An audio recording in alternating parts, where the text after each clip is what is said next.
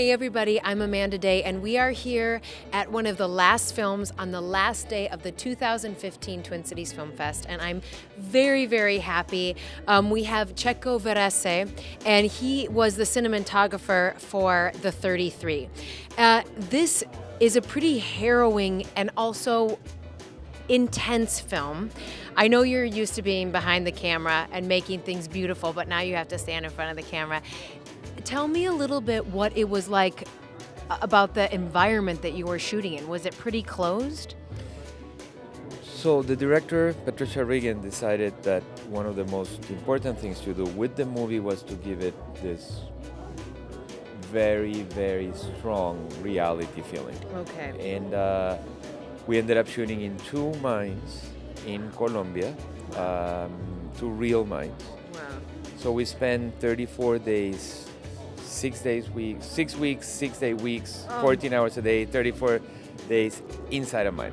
2.5 miles, not vertical, but 2.5 miles inside a mine with the actors, which I think it translates in the frame by all the feelings of the performances and all of us. You know, you're not supposed to be in a mine. The things do have a tendency to fall on your head. Well, I know how hard it is just to create shot lists and storyboards when you are shooting in a studio. What kind of challenges did you have, and how did it make you be more creative? I'll give you an example. Okay. So I'm there at the beginning on prep, and I say, well, let's put a light there. So you go in a normal place, you put a light, you put a thing and a clamp, and you clamp a light. So they said, okay, great, do you want a light where? There. So the guy came with a ladder, a big drill, like a huge drill. He drilled a hole, like that. Yeah. Then he put a piece of rebar. Okay. Then he put cement on it and said, everybody walks away because he needs to drive for 24 hours. So that was the end of my willingness of putting lights anywhere other than on a light on a stand. It was extremely different from anything I've done. I'm a documentary cameraman, so I've done documentaries, but this was a very large enterprise. And the other thing is interesting is, okay, so let's communicate in a mine. Well, there are no radios, don't work, because there is a big rock in between you and the other radio. So there is like phones, but the phones had neat lines, like old-fashioned phones with a thing, and you pick up and, hi, how are you? And it goes ring, ring, ring. Yeah, so that's bathrooms, eating. You cannot eat in a mine. You're not supposed to eat in a mine. So miners take a break every 2 or 3 hours and they go out. I cannot take a break, so I had to eat like under a plastic thing. Wow. So it was quite I'm happy I did it. I'm really happy. I don't want to become the mine to go guy. I don't want. But on day 30, you were like, oh God. Well, what happened on day 30, it's even more interesting. So we ended up on a plane. Okay. And we went from the darkest place on earth, which is a mine, to the brightest place on earth, which is the Atacama Desert. Wow. No break. There is no cloud cover. There is actually a third of one day of cloud cover in a year, historically. So there is no cloud cover. Wow. So there you go. Okay, so if you are used to doing documentaries, and I know this was meant to be shot in a very realistic, close way, which probably makes you feel more comfortable as a cinematographer because it's maybe more your style. Does this get the hunger inside you to do more drama and narratives? I've been doing drama and narrative for a long time. Okay. My background is documentary, so to use a phrase, I shoot from the hip, but at the same time, I'd like to have a plan. So this was a very organized documentary. So the director wanted to have this very, very pristine feeling of the actors. So we went into the mine, we worked with them. We didn't use, let me rephrase it, we used some lights. Most of the lighting inside the mine was given by the helmets of the guys. Wow. So one of the very interesting things as a cinematographer is I did not had many lightings, but I had the actors lighting themselves. Wow. So Lou Diamond Phillips has a conversation with Antonio Banderas, and they had to take the helmet in a queue and put it in the floor so it bounces off his t-shirt, and the t-shirt becomes the lighting that hits him. So it was a it was a unique thing. And then we had all this with 33 miners, so we had 33 helmets. So we had the extras outside the camera, and I would say, okay, so let's all rehearse the scene and let's rehearse the lighting. As soon as Patricia had finished, we had to rehearse the lighting because they had to do it again and again in the same way. Because when the camera's on this side, they had to light you, but when the camera's on the other side, they had still to light you, so it matches. So it was fascinating to have 33 electricians and gaffers, among them Antonio Banderas and Ludaemon Phillips, working for me, lighting the movie, which was extraordinary. So you were their boss. I like that. I think you should put that on a card somewhere. Antonio Banderas boss. Lighting boss. I am blushing, and I'm not sure if I should put it in a card, but maybe in the gravestone. Yeah, there you go. Maybe in the gravestone. So I know a lot of people, I think, don't really understand how much a cinematographer contributes to the film, especially if you're not in the film world. We know what directors do, we know what writers do, we know what actors do, but I think cinematographers, it's kind of this beautiful mystery. Can you talk a little bit about what the role of a cinematographer is? Let's keep it like that. Let's keep it a beautiful mystery. Beautiful mystery. Oh, we're keeping it. Okay, I like that. It depends on every project. Yes. And every director is different. Some directors would like to tell you where to put the lens and the camera and the lights, and some directors would like the input. To phrase it in the best way I can is you get a canvas, and the canvas is an empty canvas, and then the director says, okay, in this canvas I would like the actors to be this part of the painting. And the props come and say, well, in this part of painting there should be a chair. And then the cinematographer takes the whole painting and creates the background for it.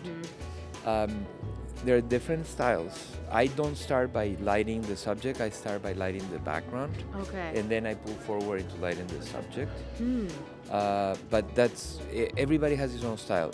There is a fantastic document from the ASC that says what the responsibilities of a director of photography are, and it's like a 17 pages document, so it's horrible and it's very overwhelming. But at the end of the day, everything that you see on a frame, it's a collaboration of everybody. It's a location manager, the director, cinematographer, the props, the guy that painted that wall and make it look like Twin Cities Film Fest, and the makeup artist that made you or me or anybody look in the way and dramatically, and it keeps a continuity, because then tomorrow morning I have to see you and you have to have the same drop of blood or the drop of dirt or whatever.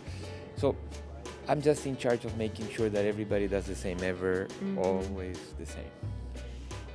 What I think is different about making a story that is it's a real life event. It changes everything. There's an honesty that must be conveyed. Which one of these stories of these miners impacted you the most? There are 33 miners. The story that you're gonna see in a few minutes, it's a combination, and it's probably the story of like 6 or 7 or 8.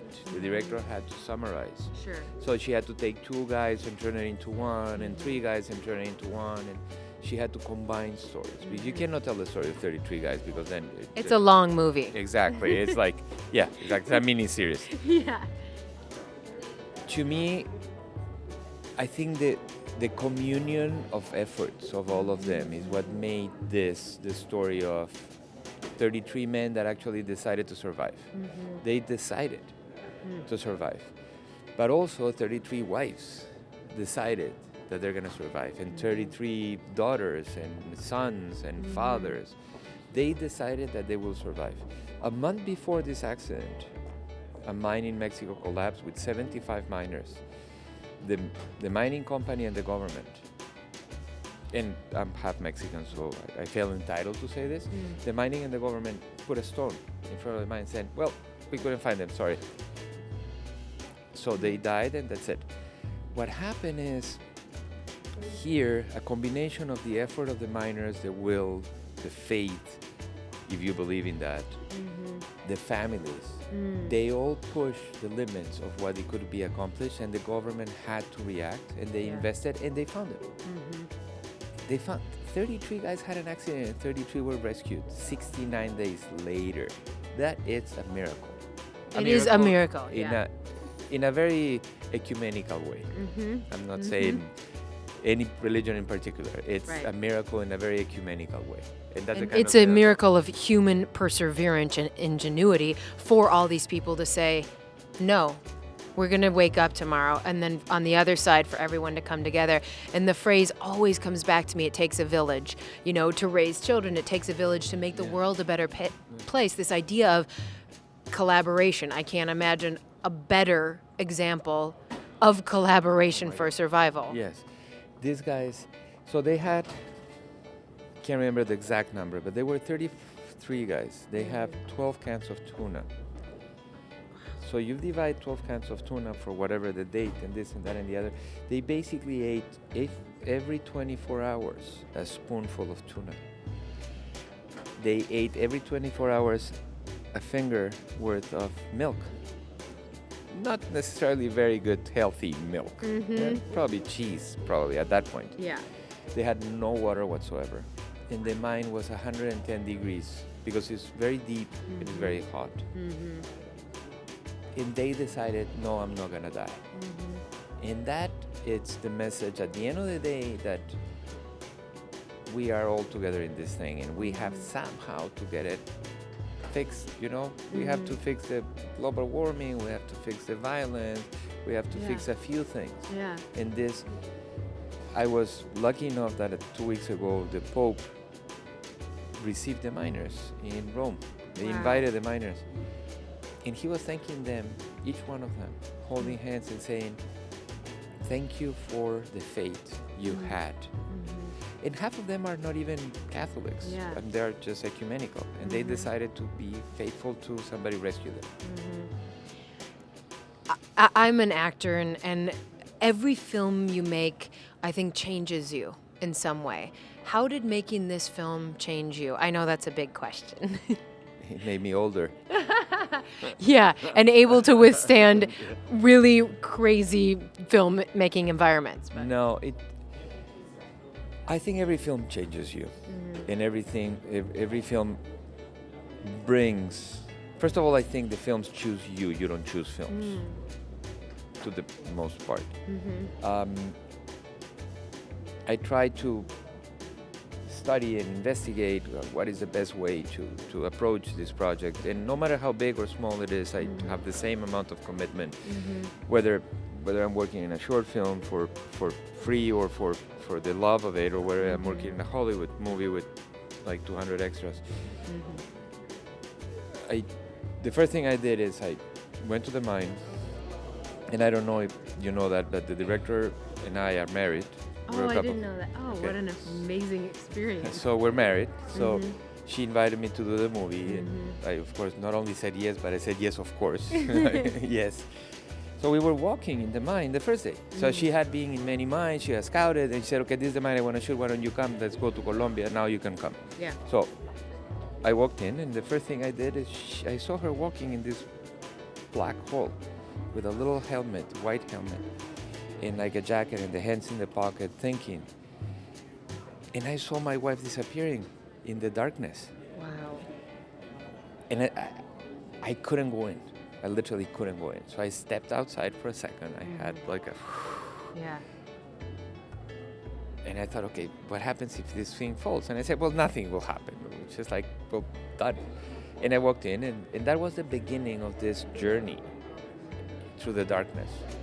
And she took me out of the darkness and she put me in the desert, which was the brightest place on earth. And that to me was the best gift I ever had from a director. I shot a movie in the darkest place on earth, and I shot a movie in the brightest place on earth. So she gave you an amazing challenge, and I have not seen the film yet. From everyone I've talked to, it's riveting and beautiful. Thank you so much for being here. We are privileged to have this film. It was amazing talking to you. Thank you so much. And let's go into the darkest place on earth. All right. And then can we come out into the light though at the end? Yes, of course. Okay, good. I promise you. Good. Thank Thank you you. so much. My pleasure. Lovely. Thank you. Lovely meeting.